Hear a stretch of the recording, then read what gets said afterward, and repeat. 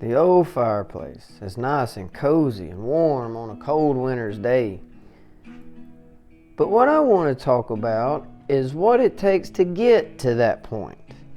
There's a lot of work involved, and I'm afraid people have the wrong idea. They have romanticized what having a fireplace is really like.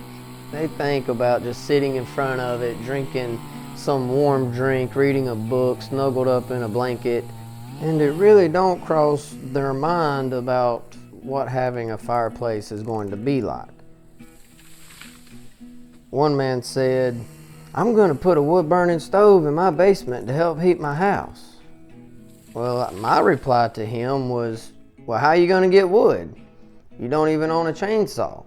And see, that shut that down right off the bat. They ain't even thought about that. They're just thinking about the money they're going to save by not having to use gas or electric heater to warm their house. So right now, I believe it's July, and the temperature is around 95 degrees. It's scalding hot out in the middle of this pasture. Every time we cut more limbs or drag some off, these cows keep coming up and getting in the way. They're trying to eat the tree fast as we can cut it. I have to keep running cows off. And there's no doubt, cutting wood is a two-person job. You can do it by yourself, but that's just a lot of work. If you got somebody that can drag all the limbs out of the way and pick up the firewood as someone else cuts it, you can move so much faster. If you have to keep setting the saw down, moving stuff out of the way, and start sawing again, it takes so much longer. Having two people speeds it up, I don't know, dramatically.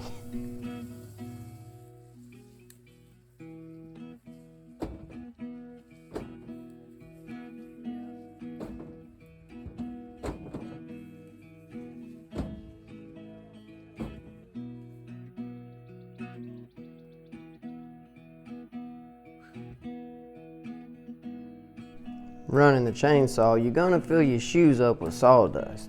I guess you're supposed to wear pants and big boots if you want to, but I don't. I'm more of a comfort kind of guy. I just wear my tennis shoes.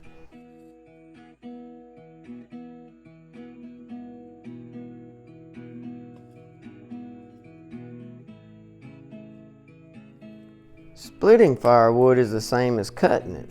If you got someone that can pick it up and get it out of the way as you're splitting or someone else is splitting, it speeds things up a lot.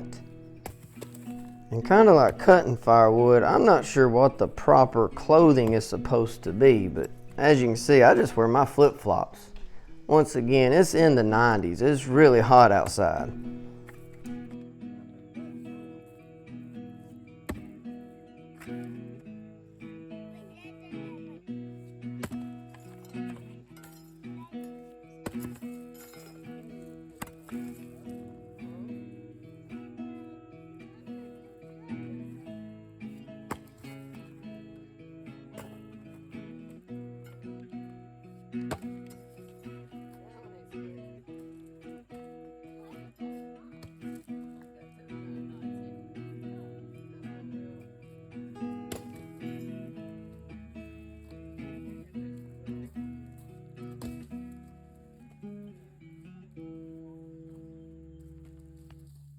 And I broke my flip-flop. Walmart don't make them like they used to.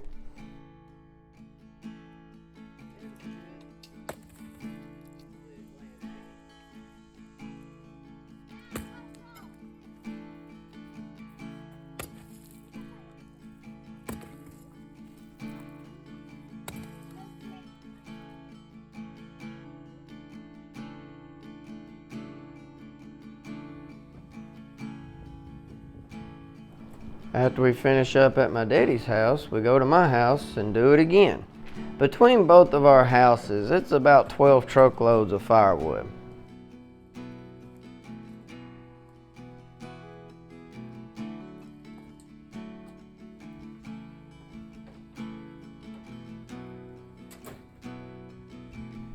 My daddy always told me that I could break an axe handle better than anybody he's ever known.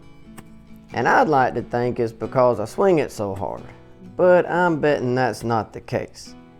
So my cousin gave me this axe here. It's got a steel handle in it, guaranteed not to break.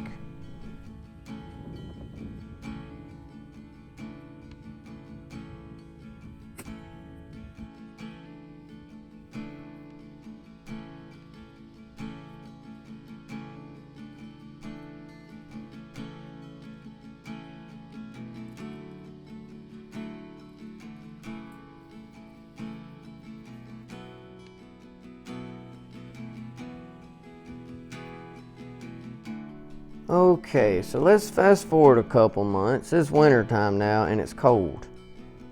So what I'm doing here is getting some fire starters. What we use for kindling around here is heart pine. Stuff's laying all over the place out in the woods. And as I go up the trail here, I see a shoot house that I built several years ago. I built it out in my shop, numbered everything, took it apart, drug it on top of the mountain, and then put it all back together. That was an interesting build. I might build another one of these days. I don't know. We'll see who needs one.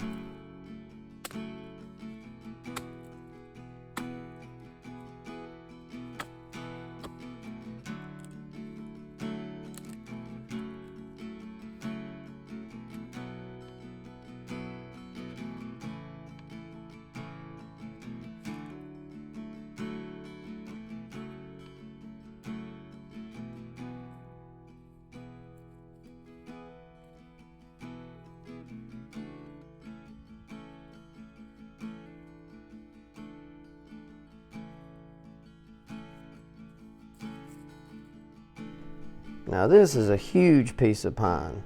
This will last me the rest of my life, just this one tree. Because we don't burn pine in the fireplace, we only burn hardwood. But I do use little small pieces to start the fire with.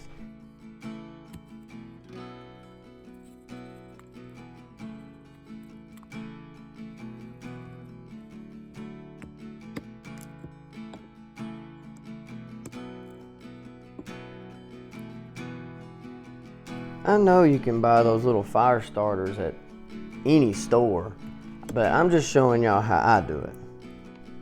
I cut up little small pieces, and then I get a few more little bit bigger pieces, and then a few more little bit bigger pieces, and that's how I start my fire, with just a handful of small sticks of heart pine.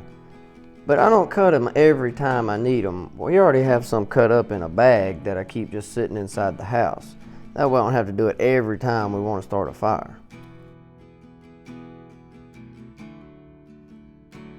The next thing I do is walk around the backyard and pick up sticks. Thanks to this giant pecan tree I have, picking up sticks is easy to start a fire with.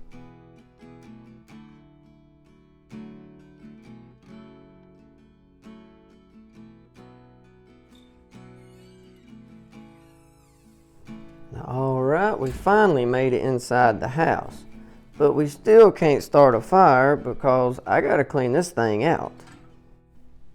I use a little small shovel to scoop around the fire while it's burning, but when it's completely out like this, I just use a big metal dustpan. And speaking of metal, please remember to use a metal bucket to dump your ashes in. I'm not calling no names, but I've heard of stories of just using 5-gallon buckets. It will burn through the bottom and set your carpet on fire. Another thing to think about is what to do with the ashes once you scoop them out. They gotta go somewhere. So I always dump mine out around my trees. But I hear you can dump them out in your garden. It's really good for your soil.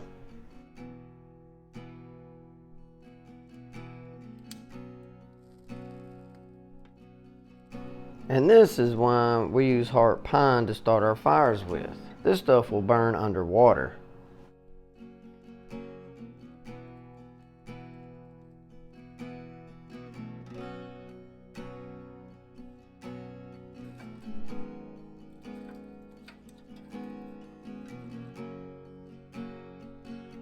I do have an advantage building a fire inside compared to one outside. When I shut the door, it creates a draft. and I can get the fire burning hot really fast. While I'm waiting for the fire to get hot, I use this opportunity to clean up a little bit.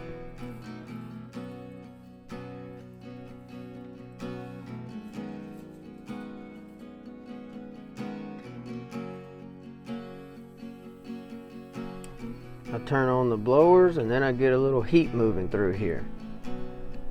And I hope by watching this video I was able to show everybody all the work that's involved in using a fireplace. I've been burning wood all my life and I wouldn't trade it for nothing. But like always, thank you so very much for watching here at the house.